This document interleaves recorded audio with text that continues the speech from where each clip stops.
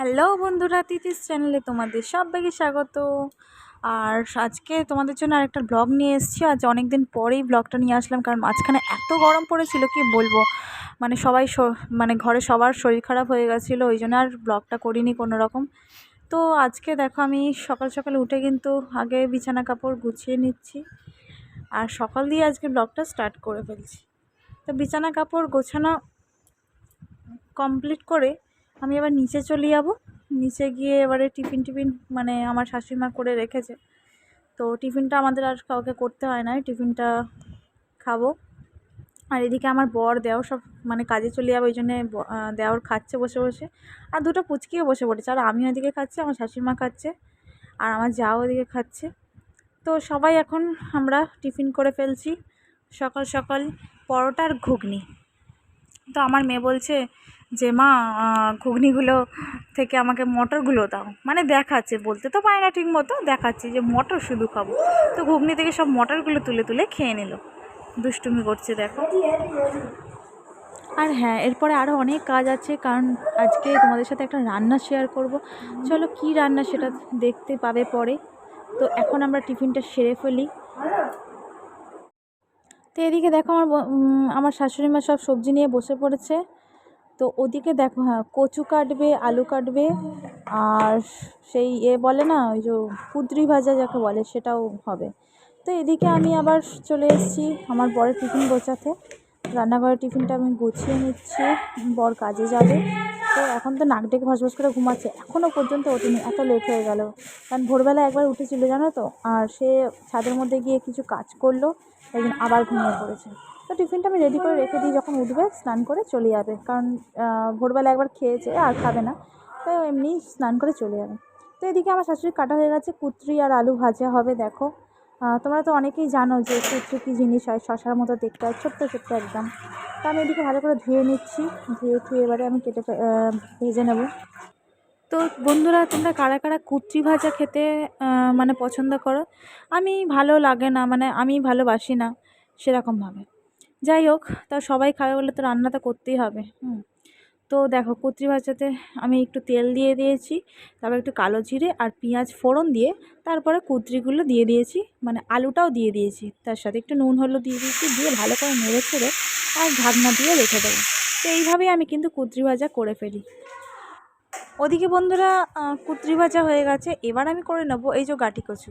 তো গাঁটি কচু দিয়ে চিংড়ি মাছ দিয়ে তরকারি কারা কারা খাও?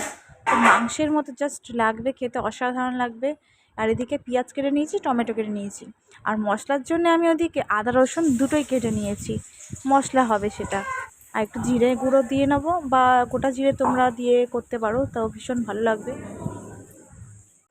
বন্ধুরা, কড়াইতে আমি প্রথমে একটু পেঁয়াজ দিয়ে দিয়েছি, আর একটু লাল লাল ভাজা হয়ে গেলে পেঁয়াজটা, তারপরে তোমরা টমেটোটা দিয়ে ফেলবে, আর নুন হলুদ দিয়ে আর একটু মানে ভাজা ভাজা করে পেঁয়াজ টমেটোটাকে তোমরা কচু দিয়ে দেবে। তো কচুটাও একটু ভালো করে নাড়াচাড়া করে তার মধ্যে যে পেস্ট করা মশলাটা তোমরা করবে, মানে আদা রসুন বাটাটা, তার সাথে গোটা জিরে যদি দাও তো গোটা জিরে একসাথে আমি পেস্ট করে নিই। তো ওই পেস্ট করাটাও আমি কিন্তু দিয়ে দেবো। তো এটা আমি কিন্তু জিরে তুলেছি দেখো, জিরে দেবো, গুঁড়ো জিরে, কারণ গোটা জিরে আমাদের ছিল না, শেষ হয়ে গেছিলো জানো তো, ওই জন্যে। জানো তো, মানে এখন ভাবি আমি কি না রান্না পারি, সব রকম রান্না পারি দেখো।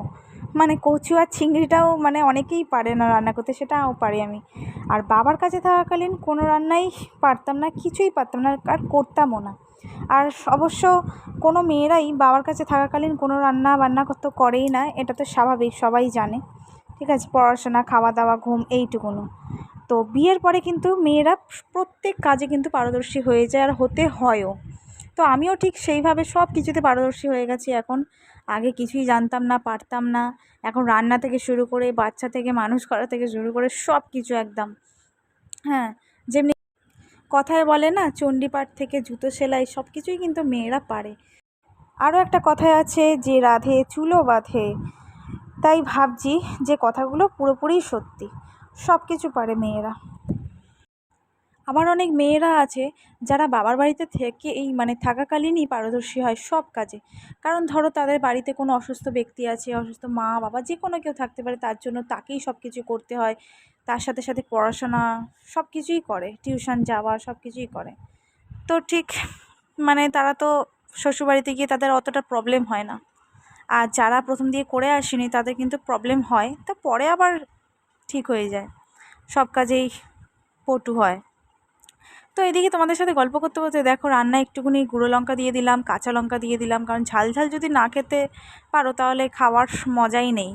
আর আমরা কিন্তু বাড়িতে সবাই ঝালই খাই, খুব ভালো লাগে ঝালটা খেতে। এদিকে বন্ধুরা দেখো আমি কিন্তু চিংড়ি মাছ নিয়ে চলে এসেছি, আর ভেজে রেখে দিয়েছিলো আগের দিনে, কারণ আমার শ্বশুরমশাই না 1.5 কিলো চিংড়ি মাছ এনেছিল। তো আগের দিনে আমরা চিংড়ি মাছের মালাইকারি খেয়েছি, চিংড়ি মাছের ঝাল খেয়েছি। আর এদিকে দেখো আমার কচু রান্নায় কচুটা ভালো করে কষানো হয়ে যাচ্ছে, আর যেহেতু সেদ্ধ করতে হবে তাই ঢাকা দিয়ে রান্না করছি। আর কি বলবো বন্ধুরা, ঠিক আগের মতোই আবার গরম পড়েছে, মাঝখানে বৃষ্টি হলো ঠিকই, আবার দেখো গরম পড়েছে। আর এদিকে কিন্তু আমি কচু ঢেকে সেদ্ধ করে নিয়েছি, আর জলও ঢালা হয়ে গেছে। জল ঢালার পরেই কিন্তু আমি ঢাকাটা দিয়েছিলাম যাতে সেদ্ধটা হয়ে যায় খুব ভালোভাবে। তো এরপরে আমি কিন্তু চিংড়ি মাছটার মধ্যে দিয়ে দেবো। তো এদিকে দেখো আমার সব রান্না শেষ।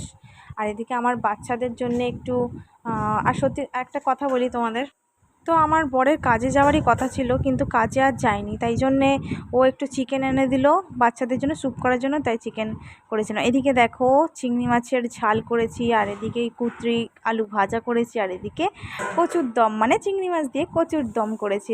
দেখো 3টে রান্না আমি কিন্তু একদম দারুণভাবে করে ফেলেছি। তো ওইদিকে একটু আলু কম ছিল বলে আমি এদিকে আবার এনে তোমাদের আবার ক্যামেরায় ধরে ভালো করে দেখাচ্ছি। তো কে কে তোমরা কচু মানে কাঠি কচুর রান্না খাও চিংড়ি মাছ দিয়ে, প্লিজ বলবে কমেন্টে। আমার তো ভীষণ ভালো লাগে, দারুণ লাগে খেতে।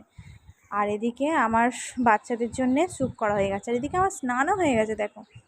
তো স্নান টান করে এসে আমি চুলটাকে একটু ভালো করে আঁচড়ে নিলাম, আর একটু সিঁদুর পরে নেবো, ব্যাস আমার কমপ্লিট হয়ে যাবে।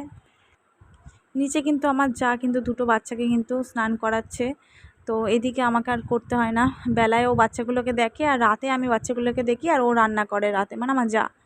আর এদিকে দেখো আমি চুলটা ভালোভাবে মানে আঁচড়ে নিলাম। এবার গিয়ে না মেয়েকে খাওয়াতে হবে, এ এক ঝামেলা, মানে উফ, ও যে কতক্ষণ ধরে এবার খাবে মানে বলার মতন না।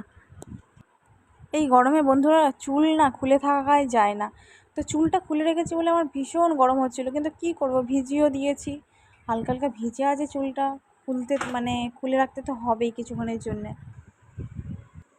এদিকে দেখো আমার বর আবার ঘুরঘুর করছে অফিস না গিয়ে, আর এক বদমাস অফিস যায়নি। দুপুরে সবাই মানে ছোট বড় সবাই খাওয়া কমপ্লিট হয়ে গেছে, ব্লগটা এখানে শেষ করব। এদিকে আমার বর দেখো তরমুজ কেটে সবাইকে দিল, তরমুজ খেলাম। ব্লগটা কেমন লাগলো সবাই জানে।